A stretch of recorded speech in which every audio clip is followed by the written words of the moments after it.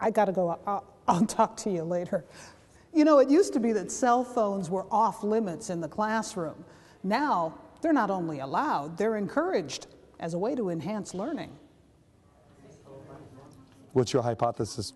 Just a few short years ago, students in Kelsey Burris's AP Biology class would have been asked to put away their smartphones or iPads. But here at Union High School and other schools in the district, the use of laptops and other devices that access the internet is growing rapidly. Last summer, all Evergreen public schools had Wi-Fi equipment installed, which allows students to access the district's secure wireless network on their own device. This lets them research and process documents, plus other applications approved by their teachers. A pilot Wi-Fi project at Legacy High School in the fall was followed by another at Union, which allowed the district time to create policies and procedures for students and an opt-out option for parents. Allison Harding, Union's Wi-Fi project coordinator, says the district's network offers a level of safety students don't have when they use their phones or other devices off campus. On the district Wi-Fi, inappropriate content is blocked, and students must have a password to access the network. We actually feel that having wireless allows us to have more control over what content the students have access to. When students are just using their smartphones and they're using the cell phone tower, they can see whatever they want. We really have no control over what students are looking at on the internet. When they are using our wireless system with their individual login name, we can obviously see what they were looking at. We can put up blocks to inappropriate content, so we feel that we have more control. Harding says parents have been supportive of the move because they understand how crucial technology is for student success. I think they recognize that using technology appropriately and having that skill is critical for student success. We want our students to be world competitive, and with that comes a responsibility for us to offer them as much access to resources and education as we possibly can.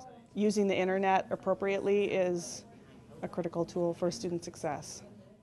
And so as you guys are typing, I can see what you're writing and I can give you suggestions as you're typing it in or things to clue in on. AP World History teacher Dustin Johnson and his students often work on Google Docs, a free program that allows multiple users to work on a project in real time. I could have one student or all students write a thesis together, and then one student specifically could write the first paragraph, and their font color would be red, and they would write it up in red. Then the next student would build off of that student's response or their paragraph, and they would do the second one, and they would do it in a different color as well. And then the great thing then is all students within that group on Google Docs can read what everybody wrote, and then they can make suggestions to each other's to formulate an overall essay. As students are working together on a project, they're not only learning the material, but learning to collaborate, as well as be independent learners. Obviously, we're trying to get them, the vast majority of them, into college, and you look at the study groups that they're doing, they're working, and it's very much like a college study group is. Rather than, in a typical classroom setting, the kids are immediately asking the teacher the question, it's the teacher giving all the answers, whereas now the students are able to ask really intelligent questions of each other about the content that I provide for them. And so now they're able to come up with intelligent questions, intelligent answers, and it's really them driving their own learning. Learning that can take place in class and out, because teachers like Johnson are online even when class isn't in session. When we're done here in class, they can continue their learning outside. They can continue to ask questions. They can ask questions of me, and I can get back to them pretty much instantaneously. And clearly, having Wi-Fi is something students appreciate. We'd go outside and hold our phones up and try to get 3G, but it's nice because you don't need a phone to do this. Yeah, use like a laptop. Exactly. Yeah, it's more fun. It also offers big savings because instead of students using their own data plans to access the internet, they're on the district's network, free of charge. Students often share their device with others who may not have one of their own, or they can use one of the school computers located throughout the building.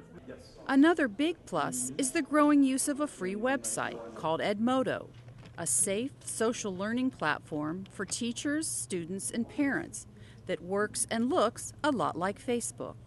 I know I go on Edmodo every day just to check assignments and everything, and not only that, but like if I'm having trouble like with an assignment, I can ask people on Edmodo. It's like kind of a community within like the whole sophomore class. We can talk to each other and we can ask for help or how to do something.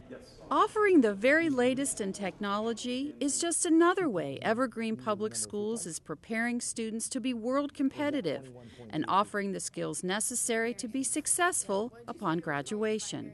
Within society, we've kind of seen everything go the technological route. So you look at the jobs of today, they're all using technology, they're all using internet, computer, and so this is really getting them prepared to enter into that field, whatever it may be they go into.